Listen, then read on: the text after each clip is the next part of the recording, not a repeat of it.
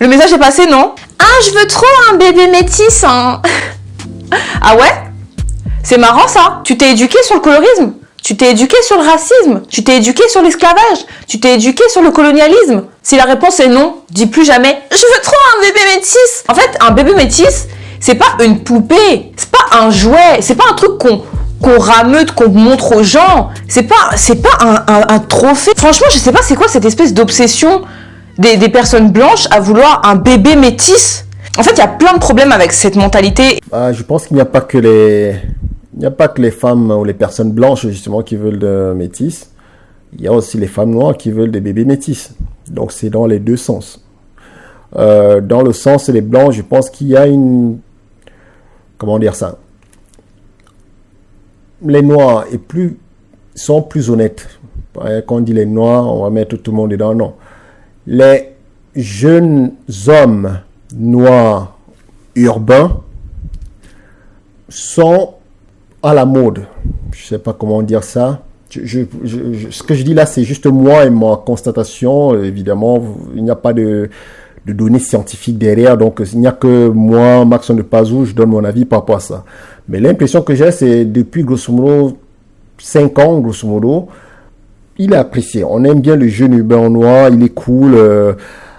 C'est quelqu'un qui influence la culture. Vous pouvez le voir dans les publicités aujourd'hui. Les gens essaient de s'habiller comme lui. Il influence énormément donc la mode, la société, la parole, la manière de s'exprimer, la manière de vivre en société. Le jeune urbain noir justement est devenu donc quelqu'un justement d'attrayant pour les femmes. Et il y a des jeunes filles justement qui sont très attirés par la mode, quoi, grosso modo. Donc, qui cèdent évidemment à la mode. Il y a énormément donc de femmes blanches, justement, de jeunes femmes blanches qui ont cédé donc à cette mode. Et j'ai eu la sensation, en tout cas, à un certain moment, qu'il y avait même une propension pour certaines femmes à sortir avec des jeunes de cité, tellement le noir était devenu à la mode, quoi. Il y avait un côté peut-être fétiche, quoi. Tu sais, c'était oui, le type il était à la mode, donc tout le monde voulait être avec lui, quoi. Tout le monde voulait avoir son pote noir, tout le monde voulait avoir un noir, sortir avec un noir, et donc ce jeune homme noir justement est à la mode. C'est comme toutes les modes, c'est quelque chose qui va certainement passer. Et donc c'est de là que vient l'intérêt de ces jeunes filles noires, de ces jeunes filles blanches. C'est du côté fétiche en fait du jeune homme noir urbain. Chez la femme noire, le fait d'être avec un métis, d'avoir un enfant métis, vous l'avez compris, c'est simplement pour pouvoir faire vivre à cet enfant ce qu'elle n'a pas vécu. Elle aurait tellement aimé être blanche, elle aurait aimé tellement justement appartenir, n'est-ce pas, à cette communauté blanche. Malheureusement, elle ne l'est pas, elle est noire. Et elle a beau mettre, n'est-ce pas, du plastique sur sa tête, des cheveux de cadavre d'Indien sur sa tête, ça ne change rien, elle est toujours noire. Et donc elle se dit, en diluant mon sang avec le sang d'un homme blanc, je vais pouvoir donc avoir un enfant qui sera beaucoup plus clair de peau, qui va tendre vers mon modèle, qui va tendre vers mon idéal, qui va tendre vers le blanc.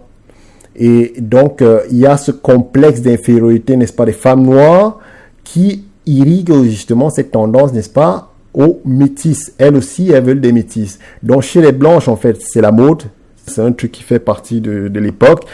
Et où le jeune homme noir justement est à la mode, et donc la jeune fille blanche dit j'aimais aussi moi aussi avoir mon métis et tout, et puis le métis ça paraît cool, en fait tout ça est très cool, quoi, tout ça est très moderne, tout ça est très à l'ère de l'époque, c'est l'époque, quoi. Et de le côté noir évidemment vous avez le complexe intrinsèque en elle qui fait que ces femmes veulent absolument donc avoir leur tangan, elles veulent avoir absolument leur blanc pour pouvoir justement vivre à travers cette enfance qu'elles n'ont malheureusement pas en elles, à savoir la moindre trace, n'est-ce pas, de blanchitude, si je puis m'exprimer ainsi. Et avec ce genre de phrase qui peut paraître complètement anodine et pas du tout néfaste au premier abord, au début tu te dis pas mais qu'est-ce qu'elle dit celle-là, c'est ouf. Mais en fait il y a deux gros problèmes qui s'émanent du bébé métis, et il y en a encore plein d'autres. Je vous laisse énumérer pourquoi c'est problématique de dire je veux trop un bébé métis, parce qu'il y en a 18 des raisons en fait, mais je vais en donner deux. Problème numéro 1, la négrophilie. L'idée de vouloir un bébé métis, c'est avant tout l'idée de trouver un partenaire noir à tout prix. Et le problème c'est que la négrophilie, c'est pas mieux que la négrophobie. Et ça serait super sympa de le comprendre parce qu'on commence un petit peu à saturer.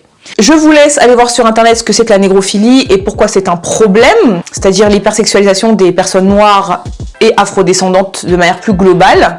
Je vous laisse trouver le lien entre négrophilie et racisme, négrophilie et esclavage, négrophilie et colonisation.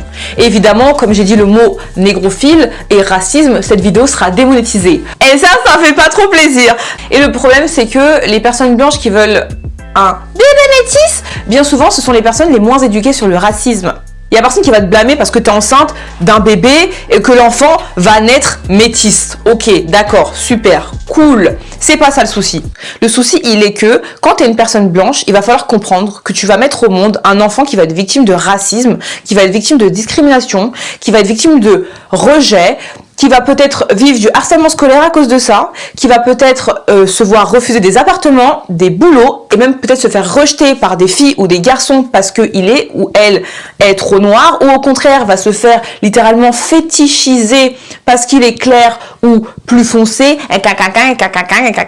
bref. Donc, si tu veux un bébé métis, merci de t'éduquer sur le sujet. Parce que quand ton enfant, il va rentrer à la maison et qu'il va dire « Maman, pourquoi les enfants, ils ont dit que ma peau, c'était du caca ?» T'as pas intérêt à lui dire « Mais non, mais il rigole, c'est rien du tout, c'est bon, arrête un peu de te victimiser. » Ton enfant métis, il va falloir le soutenir à chaque étape de sa vie. Et ça veut dire ne jamais minimiser la gravité du racisme qu'il vivra. Et si toi-même, t'es pas éduqué, il sera même pas safe avec toi, ton enfant. Ça veut dire qu'il sera à l'école, il sera pas safe. Il sera à la fac, il sera pas safe. Il sera au taf, il sera pas safe. Il sera avec sa meuf, il sera pas safe. Il sera dans la rue, il sera pas safe. Et quand il va rentrer chez lui, chez sa mère, il sera toujours pas safe parce que sa mère ou son père sera pas éduqué sur ces questions. Lui expliquera pas ce que c'est que le colorisme, lui expliquera pas ce que c'est que le racisme, minimisera ses états d'âme, minimisera quand il se sentira mal parce qu'il a été rejeté pour telle ou telle raison. Eh, j'ai trop bien expliqué. Oui. Très très belle explication. Elle a absolument raison. L'éducation, en fait, c'est le maître mot. Et elle a très bien expliqué les choses à mon humble avis. Et je ne peux que la soutenir par rapport à ça et dire oui, on ne fait pas un enfant métis parce qu'on va avoir un enfant métis, parce que c'est beau. On fait un enfant parce qu'on a envie de construire quelque chose de solide, parce qu'on a envie de laisser une trace mémorable, n'est-ce pas, sur cette planète. On ne fait pas des enfants pour des raisons stupides. Malheureusement, on est dans une époque aujourd'hui où on fait des enfants pour les raisons les plus stupides qui soient. Pour qu'ils soient métis, par exemple. Non. Si vous avez un peu de respect pour vos enfants, vous devez justement tout prendre en considération avant d'en faire un. Et tout prendre en considération, c'est comme je l'ai dit dès le début, c'est prendre en considération la race de votre partenaire. Et je dis les choses comme elles sont. Lorsque vous êtes noir ou lorsque vous êtes une personne blanche, vous devez réfléchir à quel avenir aura votre enfant. Si je suis noir et je me mets avec une femme blanche, comment est-ce que cet enfant sera reçu par sa partie blanche? Comment cet enfant sera vu par sa partie noire? Tout ça doit rentrer dans votre réflexion pour pouvoir faire des enfants. Et la réalité, les métis vous le diront toujours, et je pense qu'on le soupçonne de toute façon, c'est compliqué. C'est compliqué de se positionner. Donc se lever et comme ça aller la fleur au fusil en se disant oh c'est pas grave je vais faire un métis, ça dénote en fait de notre époque où on a des consommateurs où les gens n'est-ce pas sont prêts à céder à tous leurs caprices justement parce que voilà il est de bon ton de vouloir, on est une génération je veux, ok je mérite donc donner et on en est là et personne ne réfléchit en fait au fait qu'un enfant ce soit quelque chose d'importantissime et je pèse bien mes mots. En réalité, on devrait faire des enfants uniquement lorsqu'on a les moyens de s'en occuper et surtout, on devrait les réfléchir, les enfants, on devrait les planifier. Faire un enfant qui va vivre une vie encore plus misérable que la vôtre, en fait, c'est un délire, c'est un truc que je capte pas. Ça montre à quel point vous n'aimez pas vos enfants. Et quand je vois, surtout notamment dans notre communauté, les gens qui font des enfants alors qu'ils n'arrivent pas eux-mêmes à manger, je me dis, il y a un problème, il y a un gros souci dans notre communauté où on n'aime pas réellement nos enfants. Et ça, c'est un débat aussi qu'il va falloir qu'on ouvre dans notre communauté. Je parle de la communauté noire. Il va falloir qu'on parle de ça. On a des femmes dans notre communauté qui font des enfants, mais pour des raisons les plus absurdes. Je fais un enfant pour les papiers.